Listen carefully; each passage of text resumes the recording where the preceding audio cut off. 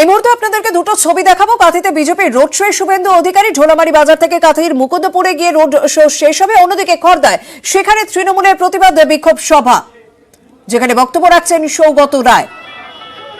কাঁথির road শোয়ের আমরা ছবি দেখছি।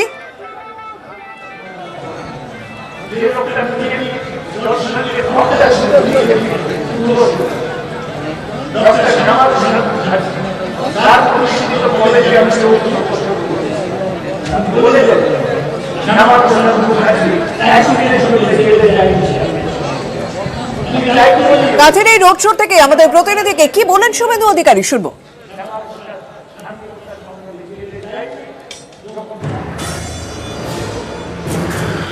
আজকেও দাঁতনের পর আজকে আবার এই রবিবার সভা, বহু জায়গায় আপনাদের কর্মী সমর্থকদের আটকানো হচ্ছে। পেরেছে নাকি আটকাতে? পেরেছে নাকি আটকাতে? আটকাতে তো পারেনি।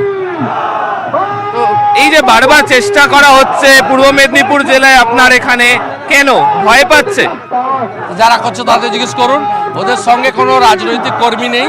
এই দেখছেন তো সামনে পিছনে একটা মণ্ডল বিজেপির, 4টে অঞ্চল, পাশের 4টে অঞ্চল আরেকটা মণ্ডল। দেখুন 10-15 হাজার লোক, এই 8টা অঞ্চলে 10,000 লোক রাস্তায় হাঁটছে।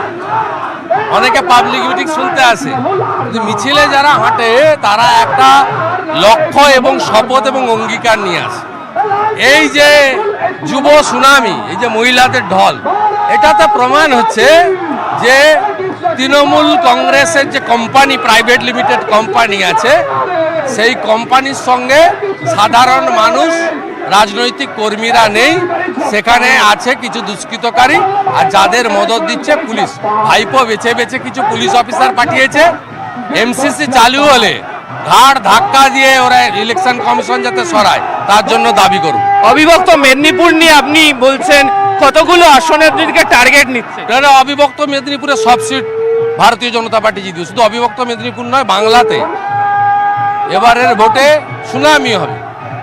আমি উত্তর 24 পরগনা করে এসেছি, আজ সকালে ঝাড়গ্রাম করেছি।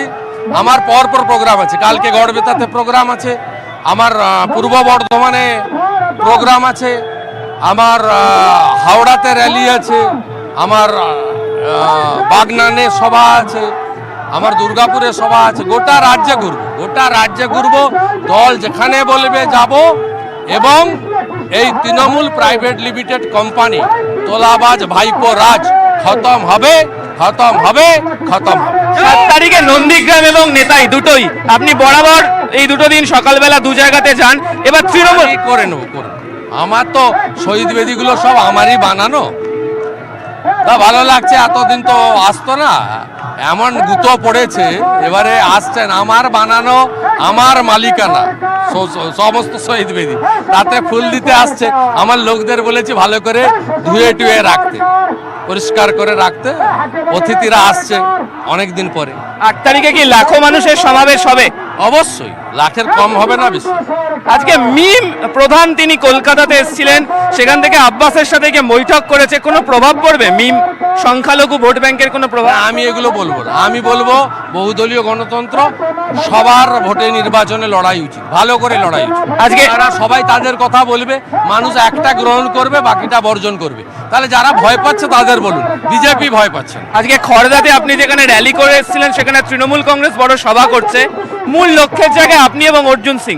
বড় সভা কি ছোট সভা জানি না, খড়দার কর্মীরা আমাকে সকালবেলা ওই মাঠটার ছবি পাঠালো, একটা পার্কের মাঠ, 2000ও লোক ধরে না। যদি প্রকৃতপক্ষে শক্তি দেখাতে চাইতো, তাহলে আমি যেখানে করেছিলাম সেখানে করা উচিত ছিল। তাহলে মিডিয়া অন্তত, বা সোশ্যাল মিডিয়া, বা আমাদের main media, main stream media, তারা ছবিটা দেখাতো, আমাদের সবার ছবি আর তৃণমূলের সবার ছবিটা দেখতে পারতো। কিন্তু ওই জায়গায় ওরা করেনি, একটু ছোট মাঠে করেছে, করুক, কেন থাকবে না। তৃণমূল প্রাইভেট লিমিটেড কোম্পানিটা তো বিধানসভা ভোট পর্যন্ত থাকবে, তারপরে তো উঠে যাবে, অত থাকুক। গত কয়েকদিনে তিনি যেভাবে র্যালি করেছেন, রোড শো, সভা করেছেন, আজকেও যেভাবে মানুষের উপস্থিতি কাঁথিতে, উত্তর কাঁথিতে দেখতে পাওয়া যাচ্ছে, তাতে মেদিনীপুরের যেমন টার্গেট তারা করছেন, একই সঙ্গে গোটা রাজ্যে শুভেন্দু অধিকারীকে ব্যবহার করে যে বিজেপি জয় ছিনিয়ে আনতে চাইছে সেটাও পরিষ্কার হচ্ছে। ক্যামেরা অভিজিৎ দাসের সাথে আবির ঘোষাল, নিউজ 18 বাংলা, উত্তর কাঁথি।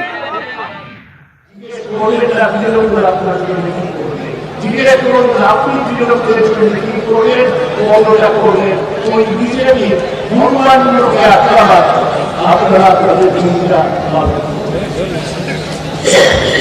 তাই আপনাদের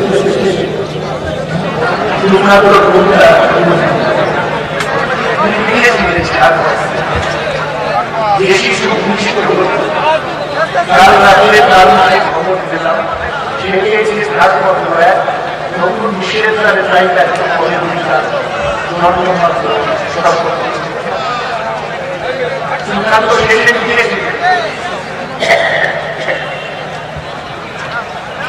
যতই দেহে আছে রাত বলে পৃথিবী সারা বছর যাচ্ছে এই পৃথিবীকে নবজাতকে বাজরক্ষ করে যাবো আমি তারপর আমার লক্ষ্যে শিশুকে স্নান করে হয়তো এটাই বলছি আমার বক্তব্য যে যতদিন দেহে আছে রাত বলে এই বাংলা ধরা পড়ে এই বাংলাকে নবজাতকে বাজরক্ষ করে যাবো তারপর আমার লক্ষ্যে শিশুকে হয়তো আমরা বাঙালি আজকে লড়াইটা বাঙালি বাহারি বাহারি তারা হিন্দি যারা বলে তা নয় এই এলাকায় অসংখ্য হিন্দিভাষী আছেন যারা আমার মতো মোদী অমিত শাহ যে অমিত শাহ নিঃস্বামীকে দিতে পারে না একটা শিক্ষার্থী দিতে পারলাম নাচা যে নাচা বলে রবীন্দ্রনাথ আর নরেন্দ্র মোদী বললেন উনি রবীন্দ্রনাথের কবিতা শিখিয়েছিলেন খেয়াল নাই চিত্র যেটা ভয়পূর্ণ উচ্চ যেটা আমি জিজ্ঞেস করেছি যে নরেন্দ্র মোদীকে কেউ বাকি যাইনি যেটা বাংলা উন্নয়ন সেরকম ধরলে যেটা নির্ধারিত করলে দেশে দেশে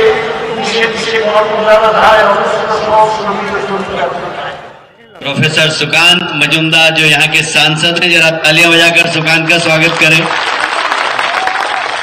हमारे भारतीय जनता पार्टी के बहुत ही कर्मठ जीएस सायंतंदा, जरा तालियां बजाकर सायंतंदा का भी स्वागत करें। नॉर्थ बंगाल के ही दूसरे महामंत्री रतिंदर दास, रतिंदर के भी जरा जोरदार तालियां बजाएं। हमारे श्यामल बॉस, श्यामल घोष का है वरिष्ठ नेता, सबसे मंच पे सबसे वरिष्ठ यही है। निरंजन राय जी, निरंजन राय लोकसभा लड़े थे, कहां से पता है? किसके खिलाफ? इन्होंने बोला पप्पू और नया नाम अप्पू। क्यों भाई? भाईपो, भाईपो के खिलाफ लड़े। इतनी गुंडागिर्दी के खिलाफ भी 5.25 लाख वोट लेकर आए थे निरंजन राय। जरा तालियां बजाकर स्वागत करें इनका भी। हमारे ओबीसी मोर्चे के सभापति अजीत सरकार जी, तालियां बजाएं इनके लिए भी। पूर्व अध्यक्ष शुभेंदु सरकार, सुप्रियो दत्त जी, सबके लिए जरा एक बार मंच पर बैठे हुए सभी पदाधिकारियों के लिए आप तालियां बजा दीजिए जोरदार। और आप सबको मैं दोनों हाथ जोड़ के प्रणाम करता हूं कि इतनी विलंब से आने के बाद, इतनी ठंड के बाद भी आप इतनी बड़ी संख्या में बैठे हुए, चारों तरफ, इधर देख रहा हूं तो लोग खड़े, इधर देख रहा हूं तो लोग खड़े, पीछे देख रहा हूं तो लोग खड़े, चारों तरफ खड़े हुए आपको दोनों हाथ जोड़ के प्रणाम करता हूं।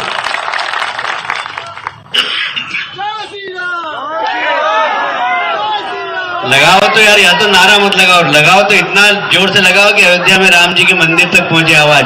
बोलिए जय श्री राम, जय श्री राम, जय जय श्री राम। ये बात हुई ना जरा, या तो नारा लगाना नहीं, लगाओ तो फिर बरोबर राम जी की कृपा बरसना चाहिए। यहाँ उपस्थित सभी नागरिक बंधुओं और देवियों को विशेषकर दोनों हाथ जोड़ के प्रणाम करता हूँ।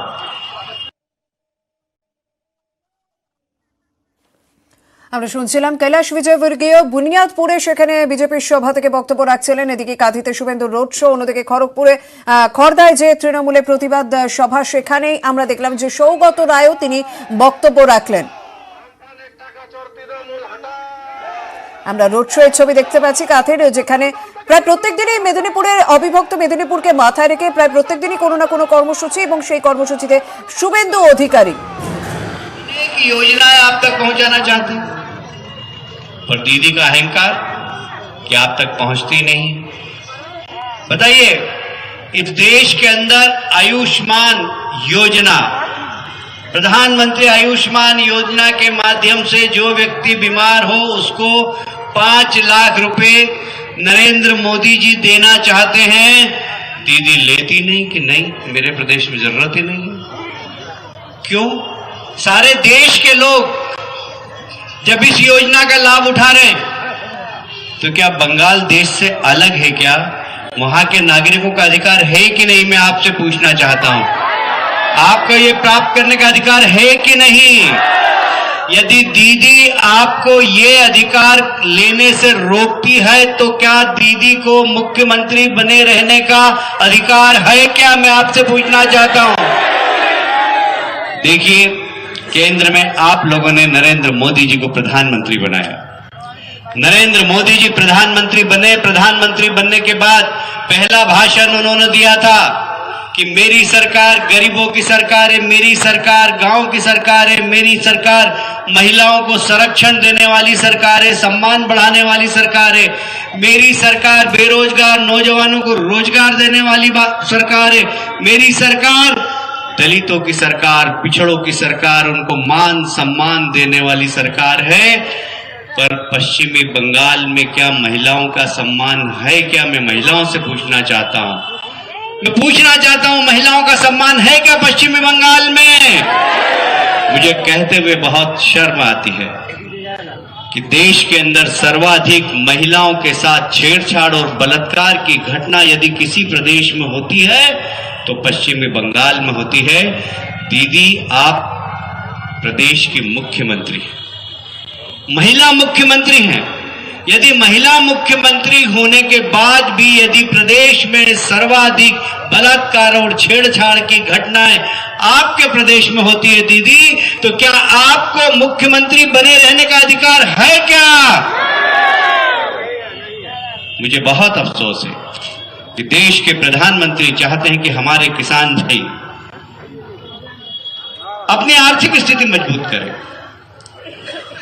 अच्छी खेती करें, अन्नदाता है, देश के लोगों का पेट भरते हैं। और इसलिए देश के प्रधानमंत्री ने किसान सम्मान निधि के माध्यम से देश के सब किसानों के खाते में 6,000 रुपए प्रति वर्ष डालने का निर्णय लिया। 2 साल से सारे देश के किसानों के खाते में 6,000 रुपए सीधे प्रधानमंत्री भेजते हैं और किसानों के खाते में चले जाते हैं। यहां पर कितने किसान हैं जरा मुझे बताइए, हाथ खड़ा करके, जो खेती करते हैं। क्या आपके खाते में आते हैं पैसे प्रधानमंत्री के भेजे हुए? देखिए, ऐसा है कि सारे देश के मुख्यमंत्रियों को हमारे देश के प्रधानमंत्री ने कहा कि आपके यहां जितने किसान हैं उनके नाम और खाता नंबर हमको भेज दीजिए, हम उनके खाते में सीधा पैसा डाल देंगे। पर दीदी कहती है कि नहीं, किसानों के हाथ में सीधा मत दो, पहले मुझे दो, मेरे खाते में डालो। क्यों दीदी? किसानों के लिए भी कटमनी चाहिए क्या आपको? जब देश के सारे किसानों को प्रधानमंत्री सीधे हर 3 महीने बाद 2-2 हजार रुपए दे रहे हैं, 4 महीने बाद 2-2 हजार रुपए दे रहे हैं, सीधे उनके खाते में पहुंच जाते हैं। बंगाल के किसानों का यह अधिकार है कि नहीं, मैं आपसे पूछना चाहता हूं। मैं भारतीय जनता पार्टी का कार्यकर्ता हूं। अभी तक आपके खाते में 6 और 6 12 और इस तिमाही का 14 हजार पहुंच जाना था, नहीं पहुंचा। भारतीय जनता पार्टी की सरकार आएगी, जो मुख्यमंत्री बनेगा वो सीधे किसानों की लिस्ट प्रधानमंत्री जी को भेजेगा, सबके खाते में 18,000 रुपए डालने का काम भारतीय जनता पार्टी की सरकार करेगी। ये किसानों का हक है, किसानों का सम्मान निधि है, पर दुर्भाग्य से सारे देश के किसानों को इसका लाभ मिल रहा है, पर हमारे पश्चिमी बंगाल के किसान इससे वंचित हैं। आपका भी अधिकार है। मुझे याद आता है, आपने कांग्रेस की सरकार देखी, पश्चिमी बंगाल के लोगों ने सीपीएम की सरकार देखी, अब आप टीएमसी की सरकार भी 10 वर्षों से देख रहे हैं। दीदी ने कहा था कि हर जिले के अंदर एक बड़ा कारखाना खोलूंगी, बड़ी फैक्ट्री खोलूंगी और वहां के बेरोजगार नौजवानों को रोजगार दूंगी। क्या यहां पर कोई बड़ी फैक्ट्री खुली? क्या किसी नौजवान को रोजगार मिला क्या आप में से पिछले 9 साल में? 9 साल में, 9.5 साल में भी रोजगार नहीं मिला, तो अब क्या दीदी को मुख्यमंत्री बने रहने का अधिकार है क्या? मैं नौजवान साथियों से पूछना चाहता हूं। मां माटी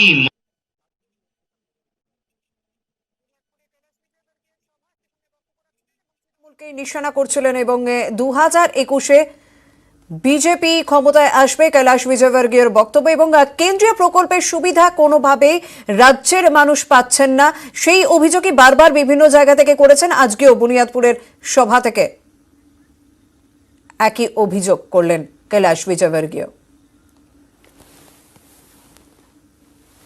क्या पाप है? क्या मैं आपसे पूछना चाहता हूं, क्या ये हिंसा की राजनीति होना चाहिए क्या पश्चिमी बंगाल के अंदर? मैं आपसे पूछना चाहता हूं, क्या हत्या की राजनीति होना चाहिए क्या? मैं आपसे पूछना चाहता हूं, होना चाहिए क्या? राजनीति हिंसा समाप्त होना चाहिए कि नहीं होना चाहिए? प्रदेश में शांति होना चाहिए कि नहीं होना चाहिए? जरा दोनों हाथ ऊपर उठा के बताइए, प्रदेश में शांति होना चाहिए कि नहीं होना चाहिए? हिंसा की राजनीति समाप्त होना चाहिए कि नहीं होना चाहिए? मैं आपसे वादा करता हूं, भारतीय जनता पार्टी की सरकार आएगी, हम हिंसा की राजनीति समाप्त करेंगे।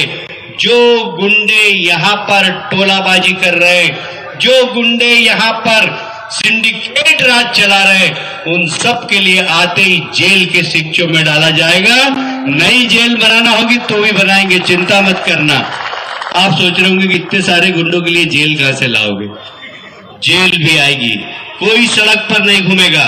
हर माता का सम्मान बढ़ाने का काम भारतीय जनता पार्टी की सरकार करेगी। क्या आपने ममता जी को इसलिए मुख्यमंत्री बनाया कि उनका बाइपो कोयले की माफियागिरी करे? कोयले की माफियागिरी के लिए बनाया था क्या? क्या आपने गाय की तस्करी करने के लिए उनको मुख्यमंत्री बनवाया था क्या? क्या आपने सेंट की, बालू की माफियाओं को समर्थन करने के लिए बनाया था क्या? क्या आपने सिंडिकेट राज चलाने के लिए बनाया था क्या? क्या आपने टोलाबाजी लोगों को खड़ा करने के लिए ममता जी को वोट दिया था क्या? आपकी भावनाओं का खिलवाड़ यदि किसी ने किया है तो टीएमसी की सरकार ने किया है और ममता जी ने किया है। मैं आपको वादा करने आया हूं, मोदी जी के नेतृत्व में हम पश्चिमी बंगाल में भारतीय जनता पार्टी की सरकार बनाएंगे और इन टोलेबाजों को समाप्त करेंगे, सिंडिकेट राज समाप्त करेंगे, एक स्वच्छ प्रशासन देंगे, एक सोनार बंगला का जो सपना रविन्द्रनाथ टैगोर ने दिखाया था, उस सपने को साकार करने का काम हम करेंगे, हम मोदी जी के नेतृत्व में करेंगे। और इसलिए आप सबसे चर्चा करने आया हूं इस बात के लिए कि हम एक अच्छा शासन देना चाहते हैं, हम एक स्वच्छ प्रशासन देना चाहते हैं। बंगाल की अपनी एक विशेषता रही है, बंगाल में महान व्यक्तित्व हुए, चाहे स्वामी विवेकानंद की बात करें, चाहे रामकृष्ण जी की बात करें, चाहे हम गुरुदेव रविन्द्रनाथ टैगोर जी की बात करें, चाहे हम बंकिम चंद्र उपाध्याय की बात करें, चाहे हम डॉक्टर श्यामा प्रसाद मुखर्जी की बात करें, चाहे हम चैतन्य महाप्रभु की बात करें, जिन्होंने हरे राम हरे कृष्ण का भावना के साथ सारे बंगाल के अंदर भक्ति रस की गंगा बहाई थी। चाहे वर्तमान समय के अनुकूल ठाकुर की बात करें, जिन्होंने समाज के अंदर जन जागृति फैलाने की काम की, वो बंगाल आज अपनी संस्कृति खो रहा है। ঠিক খবর সবার আগে জানতে ইউটিউবে নিউজ 18 বাংলা চ্যানেল সাবস্ক্রাইব করুন, বেল আইকন প্রেস করতে ভুলবেন না।